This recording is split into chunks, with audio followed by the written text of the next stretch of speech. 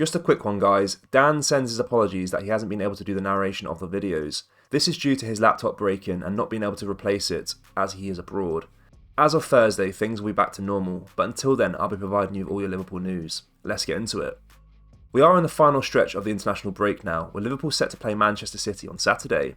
Ahead of the clash, Liverpool have been handed a major boost, of which we'd like to discuss with you in today's video. But not only that, we also want to get through why Liverpool is set to receive a £250 million boost after two deals have been agreed, whilst also discussing all the Liverpool news from the last 24 hours. There is so much to cover in today's video.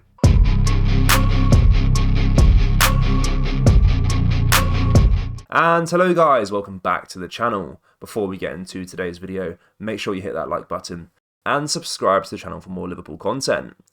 Alex Oxlade-Chamberlain will become a free agent in the summer, and 3 Premier League clubs have emerged as interested suitors. After 6 years at Anfield, this season is set to be Oxlade-Chamberlain's last, with no discussions over a new contract, having long proven to be a fringe player for Jurgen Klopp.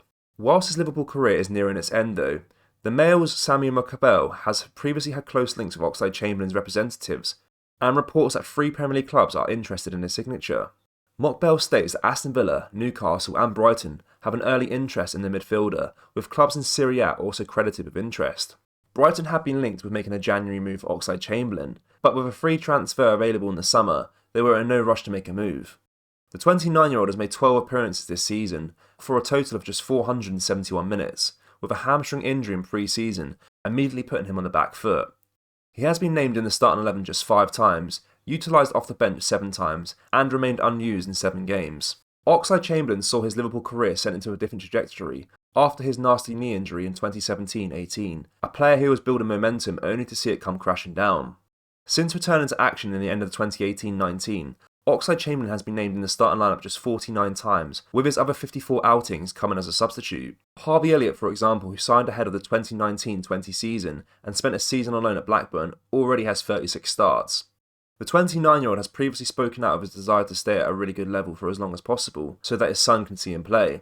And considering the last few years Oxlade-Chamberlain has endured, there is an obvious desire to see him find a club that ignites a spark once again, and provides a regular game time. Liverpool face Manchester City on their return to action on April the 1st, and the host will be without Phil Foden after undergoing surgery from an acute appendicitis. There are a few days remaining on international fixtures before all attention turns back to the domestic action for the final stretch of games for 2022-23. For Jurgen Klopp's side, it all starts at Manchester City, before facing Chelsea and Arsenal, all in the space of 9 days. But the Reds' boss will not have to consider Foden's threat on Saturday.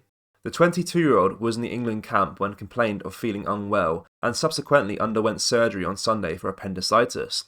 Manchester City have announced that he will not be fit for Liverpool's visit, and it is unclear at this stage how long he'll be unavailable for. Foden has made 36 appearances this season. The recovery timeline suggested by the Times for an appendix operation is 2 to 4 weeks. For City, much has been said about Erling Haaland's fitness leading into Liverpool's visit, with the forward having visited a specialist in Barcelona for the groin injury that forced a withdrawal from international duty. Although the expectation among the majority of Reds is that he will be in the lineup at the Etihad on Saturday after being given the time to rest and recover.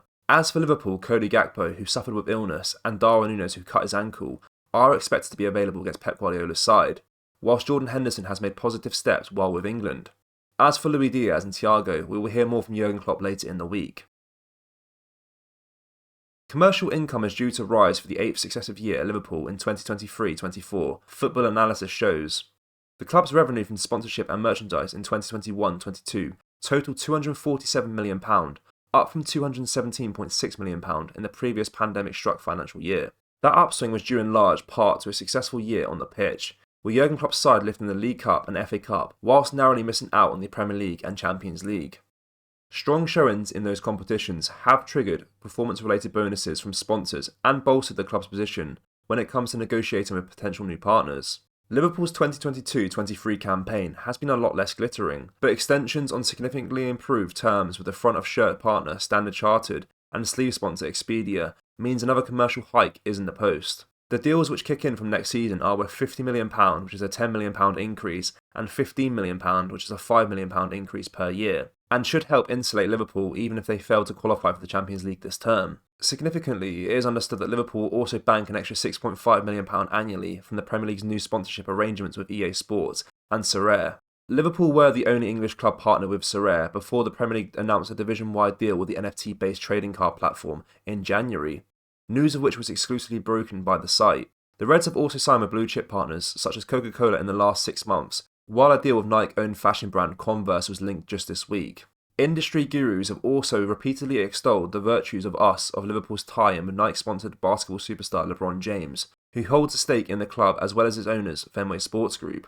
James has released a new line of trainers and a bespoke streetwear range in collaboration with Liverpool, mirroring PSG's monumentally successful alliance with Michael Jordan. Whilst the importance of shirt sales is overstated at other clubs, they are hugely significant for Liverpool, as they have agreed a lower base rate with Nike in exchange for a greater cut of sales. Liverpool are believed to earn around £30 million per season from the US sportswear titans, topped up to north of £70 million with commission of units sold taken into account. Again, the Merseysiders' on-pitch success will help boost sales, as well as planned opening for a new retail output in the United States.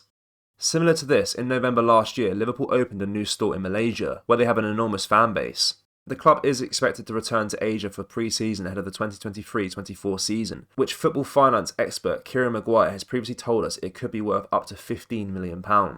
One area where commercial income will fall into the coming months, however, is in Liverpool's inability to host concerts this summer, with the final stages of expansion of the Anfield road stand making that logistically impossible. Anfield staged sellout gigs to Elton John, the Rolling Stones and the Eagles last summer, earning the club millions in the process. But that loss of income will be offset manifold by the benefits of being able to house an extra 7,000 supporters in the Anfield road stand, raising both matchday income and football at the on-site club shop from 2023-24. The 2022-23 season is Ben Latty's first full financial year as commercial director following his return to Liverpool after 8 months of Bristol Sport, prior to which he was head of global partnership sales at the club. Arguably his crowning achievement since his comeback is the Standard Chartered renewal, which will see the partnership extend into its 17th year. The length of that relationship, which by the time it is next up for renewal, will just be 1 year short of Liverpool's iconic front of shirt relationship with Carlsberg, who remain an official partner. The deal has nearly tripled in value since it was penned in 2010, while the club's overall commercial income has increased almost fourfold. A key growth area targeted and capitalised on by the Premier League clubs is the cryptocurrency sector, which Liverpool are yet to enter. Latty has not entirely ruled out the possibility of getting into bed with a crypto sponsor, although he has stressed the club's commitment to the environmental, social and governance metrics in which they routinely excel. The club's holistic commercial picture is particularly significant given that FSG will remain as majority owners for the foreseeable future, having ruled out a full sale of the club earlier this month. FSG have always favoured a self-funding business model, meaning Liverpool can't rely on owners to pump in external funds for lavish transfer sprees, as has been the case for Manchester City and Chelsea, among others in recent years. Fabio Carvalho is not involved in international duty this month, and was spotted at a local non-league game on Saturday supporting a family member. A total of 12 players jetted off to represent their countries earlier in the week, but Carvalho was not one of them. The 20-year-old has previously represented Portugal at youth level, but back in November, he informed them of his wish not to continue accepting their call-ups. He remains eligible to represent England, but during the March international break, he was instead one of 17 players not to be named in the international squad. Whilst the likes of Alisson, Thiago and Stefan Bajcetic have jetted off overseas, Carvalho was spotted supporting his cousin on non-league day on Saturday. Liverpool fans, what do you make of our upcoming clash against City, and do you think we will win it? Let me know your score predictions down in the comment section below. That brings us to the end of the video, guys. Make sure you hit that like button and subscribe to the channel for more Liverpool content. Thank you, take care, peace.